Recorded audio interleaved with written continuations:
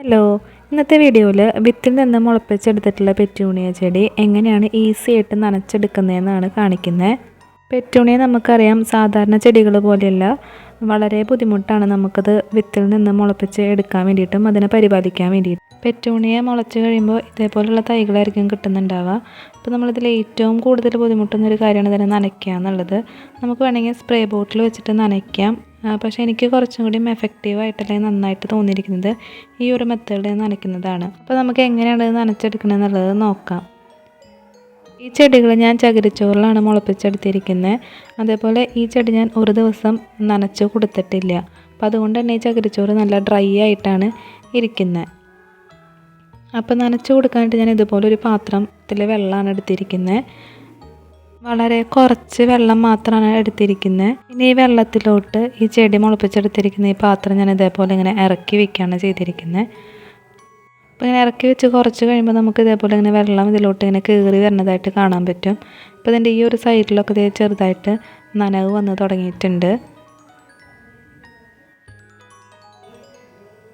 ഇതിങ്ങനെ പൊക്കി നോക്കുമ്പോൾ നമുക്ക് കറക്റ്റ് ആ ഒരു വെയിറ്റ് നമുക്ക് ഫീൽ ചെയ്യും. അതായത് വെള്ളം ഫുള്ള് ഇങ്ങനെ കയറി വന്നിട്ട് ചകിരിച്ചോറ് ഫുള്ള് നനഞ്ഞിട്ടുള്ളത് നമുക്കിങ്ങനെ ഫീൽ ചെയ്യാനായിട്ട് പറ്റും. നമ്മളൊരു 10 മിനിറ്റ് നേരം ഇതേപോലെ ഇങ്ങനെ ഇറക്കി വെച്ച് കൊടുക്കുക. അപ്പോൾ കുറച്ച് കഴിയുമ്പോൾ നമുക്ക് ഈ വെള്ളത്തിൻ്റെ അളവ് ആ ഒരു പാത്രത്തിൽ കുറഞ്ഞ് വരുന്നതായിട്ട് കാണാൻ വേണ്ടിയിട്ട് പറ്റും. അപ്പോൾ ഇതിൽ വെള്ളത്തിൻ്റെ അളവ് കുറഞ്ഞ് വരുന്നതിനനുസരിച്ചിട്ട് നമ്മളിതിലോട്ട് കുറച്ചും കൂടെ വെള്ളം നമ്മൾ ഒഴിച്ച് കൊടുക്കുക. എന്നാൽ മാത്രമേ വെള്ളം കറക്റ്റായിട്ട് അതിൽ അബ്സോർബ് ചെയ്ത് കംപ്ലീറ്റായിട്ട് നനയുള്ളൂ. ഇപ്പോൾ നമുക്ക് കാണാൻ പറ്റും വെള്ളമൊക്കെ കറക്റ്റായിട്ട് കയറി വന്നിട്ടുണ്ട്. പ്ലാന്റൊക്കെ നല്ല രീതിയിൽ തന്നെ നനഞ്ഞിട്ടുണ്ട്. ഈ രീതിയിൽ നമ്മൾ നനയ്ക്കുകയാണെന്നുണ്ടെങ്കിൽ പ്ലാന്റിന് ഒരു രീതിയിലും ഡാമേജ് ഉണ്ടാവില്ല. ഈ രീതിയിൽ നനയ്ക്കുമ്പോൾ പ്ലാന്റിന് നല്ല രീതിയിൽ വെള്ളം കിട്ടുകയും ചെയ്യും. അപ്പോൾ നമ്മൾ ഇടവിട്ട് നനച്ച് കൊടുത്താൽ മതി. അതായത് ഒരു ദിവസം നനച്ച് കഴിഞ്ഞാൽ ഒരു ദിവസം നനയ്ക്കേണ്ട, ആ രീതിയിൽ നമ്മൾ നനച്ചാൽ മതി. സ്പ്രേ ബോട്ടിൽ വെച്ച് നനയ്ക്കുമ്പോൾ നമ്മൾ വെള്ളം ജസ്റ്റ് സ്പ്രേ ചെയ്ത് കൊടുക്കുകയാണ് ചെയ്യുക. അപ്പോൾ ജസ്റ്റ് ആ ചകിരിച്ചോറിൻ്റെ മുകൾ വശം മാത്രമാണ് നനഞ്ഞ് കിട്ടുക. അപ്പോൾ നമ്മൾ രാവിലെയാണ് നനച്ച് കൊടുക്കണമെന്നുണ്ടെങ്കിൽ ഉച്ചയാകുമ്പോഴത്തേനും ഫുള്ള് ഡ്രൈ ആയിട്ട് ഇരിക്കുന്നത് കാണാൻ പറ്റും. അതേപോലെ തന്നെ സ്പ്രേ ബോട്ടിലാണെന്നുണ്ടെങ്കിൽ വെള്ളം ഫോഴ്സിൽ വരുമ്പോൾ ചെടി കടപുഴകി പോകാനും ചാൻസ് ഉണ്ട്. നമ്മൾ ചെടി നട്ടിട്ടുള്ള ആ ഒരു പോട്ട് ഇതേപോലെ അത്യാവശ്യം നല്ല രീതിയിൽ നമ്മൾ ഹോൾസ് ഇട്ട് കൊടുക്കുകയാണെങ്കിൽ പെട്ടെന്ന് വെള്ളം ഇങ്ങനെ കയറി വരാനായിട്ട് ഇത് ഹെൽപ്പ് ചെയ്യും.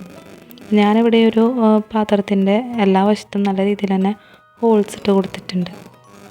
ഇതുപോലെ ഡ്രൈനേജ് ഹോൾ ഇല്ലാത്ത പോട്ട്സ് ആണെന്നുണ്ടെങ്കിൽ നമുക്ക് ഈ ഒരു മെത്തേഡിൽ നനയ്ക്കാൻ വേണ്ടിയിട്ട് പറ്റില്ല. ഇതുപോലെ ഡ്രൈനേജ് ഹോളുള്ള പോട്ട്സിൽ പെറ്റൂണിയ മുളപ്പിച്ചെടുക്കുകയാണെങ്കിൽ കുറച്ചും കൂടിയും നല്ലതാണ്.